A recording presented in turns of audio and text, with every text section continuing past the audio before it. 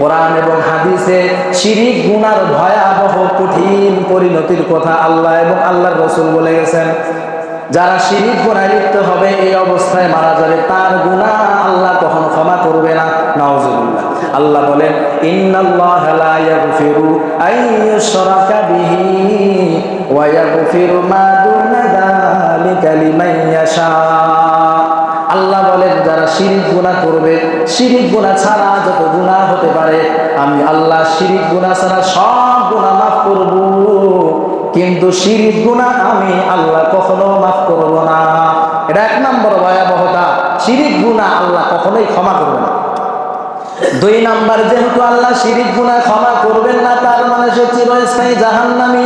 আল্লাহ বলেন, ইন্নাহু মাইয়ুশরিক বিল্লাহি ফাকাদ হারামাল্লাহু আলাইহিল জান্নাহ। আল্লাহ বলেন, যারা শিরিক গুনাহে লিপ্ত হবে, এদের ঠিকানা চিরস্থায়ী জাহান্নাম। জান্নাত তারা কোনোদিন চোখও দেখবে না, চিরস্থায়ী জাহান্নাম তাদের জন্য অপেক্ষা করছে। তাহলে শিরিক গুনার ভয়াবহ দুই নাম্বার পরিণতি, এরা চিরস্থায়ী জাহান্নামে যাবে। শিরিক গুনার তিন নাম্বার ভয়াবহ পরিণতি, যারা শিরিক গুনাহে লিপ্ত হবে, তারা জীবনে যত ইবাদত করবে, আমল করবে, সব আমলগুলো বরবাদ হয়ে যাবে। আল্লাহ বলেন, লাইন আশরাকতা লায়াহবাতান্না আমালুকা ওয়া লাতাকুনান্না মিনাল খাসিরিন। আল্লাহ বলেন, যারা শিরিক গুনাহে লিপ্ত হবে, লাইন আশরাকতা, তুমি যদি শিরিক গুনাহে লিপ্ত হও, আল্লাহ তাআলা তার পয়গম্বরকে বলছেন, পয়গম্বর আপনিও যদি শিরিক গুনাহে লিপ্ত হন, শিরিক গুনাহ করেন, লা ইয়াহবাতান্না আমালুকা, আপনার জিন্দেগির সব আমলগুলো ধ্বংস হয়ে যাবে।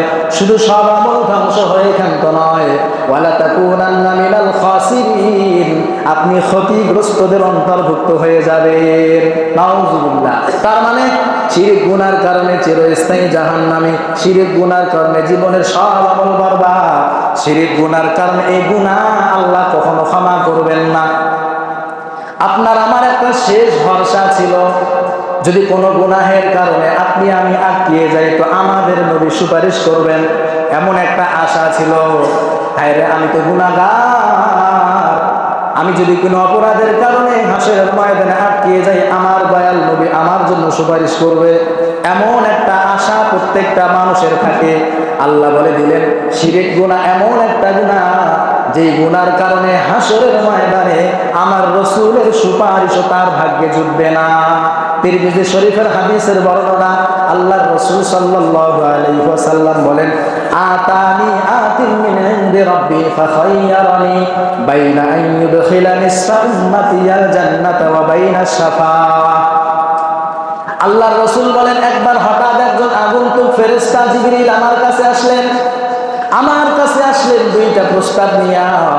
জিবরিল বলেন, পয়গম্বর, দুইটা প্রস্তাব নিয়ে আপনার কাছে আমি হাজির হইলাম। এক নাম্বার প্রস্তাব, পৃথিবীতে আপনার যত উম্মত আছে, উম্মতকে দুই ভাগে বিভক্ত করবেন, এক ভাগ যাবে জান্নাতে, আরেক ভাগ যাবে জাহান্নামে। আরেকটা প্রস্তাব হলো, আপনার উম্মতের মধ্যে থেকে যাদেরকে আপনার পছন্দ হয়, ভালো লাগে, তাদেরকে সুপারিশ করে জান্নাতে নিয়ে যাবেন। দুইটা প্রস্তাব নিয়ে আমি আসছি। এখন আপনি কোন প্রস্তাবটা গ্রহণ করবেন বলেন তো? আমাদের নবী কোনটা গ্রহণ করবে? উম্মতকে দুই ভাগে ভাগ করে এক ভাগ জান্নাতে নিয়ে যাবেন, আরেক ভাগ জাহান্নামে। আর একটা প্রস্তাব হলো, যাকে ভালো লাগে, যাকে পছন্দ হয়, তাকে নিয়ে জান্নাতে যাবেন। বলেন তো আল্লাহর নবী কোনটা পছন্দ করবেন? দুই নাম্বারটা। এটা বুঝার বিষয়, কারণ আমাদের নবী এমন একজন দয়ার নবী, এমন একজন মায়ার নবী, নিজের উম্মতকে ছাড়া তো জান্নাতেই যাবে না। ওয়া আরসালনাকা ইল্লা রাহমাতাল লিল আলামিন। আমার আপনার নবী এমন একজন নবী, শুধু মানুষের নবী নন, তিনি পশুর নবী, তিনি পাখির নবী, গাছের নবী, আসমানের নবী, জমিনের নবী, মাছের নবী, প্রত্যেকটা পশু প্রাণীর নবী হলেন আমাদের জন্য রহমত। এমন একজন দয়ার নবী, মায়ের নবীকে আল্লাহর রাসূলকে দুইটা প্রস্তাব দিলেন। আল্লাহর রাসূল বলেন, ফাখতারতু শাফাআহ, আমি দুই নাম্বার প্রস্তাবটা গ্রহণ করলাম। আমার উম্মতের মধ্যে থেকে যাদেরকে আমার পছন্দ হয়, তাদেরকে নিয়ে আমি জান্নাতে চলে যাব। সুবহানাল্লাহ। এবার এই প্রস্তাব দেওয়ার পর জিবরিল বললেন, পয়গম্বর দুই নাম্বার প্রস্তাব তো গ্রহণ করলেন, ভালো, সব উম্মতকে সুপারিশ করতে পারবেন, তবে এমন এক শ্রেণীর মানুষ আছে যাদেরকে আপনি সুপারিশ করতে পারবেন না। ফাখতারতু শাফাআতা ওয়া হিয়া লিমান মাতা লা ইউশরিকু বিল্লাহি শাইআ।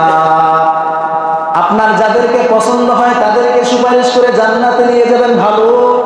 কিন্তু এদের মধ্যে যারা শিরক গুনাহে লিপ্ত হবে, আপনি রাসূলও তাদের পক্ষে সুপারিশ করতে পারবেন না। তার মানে শিরক গুনাহ এমন একটা গুনাহ, যেই গুনাহ ক্ষমা আল্লাহ করবে না, যেই গুনার কারণে চিরস্থায়ী জাহান্নাম, যেই গুনার কারণে আপনার আমার জীবনের সব আমলগুলো বরবাদ, যেই গুনার কারণে হাসরের ময়দানে দয়াল নবীর সুপারিশ থেকে বঞ্চিত। এই হলো শিরক গুনার ভয়াবহ পরিণতি।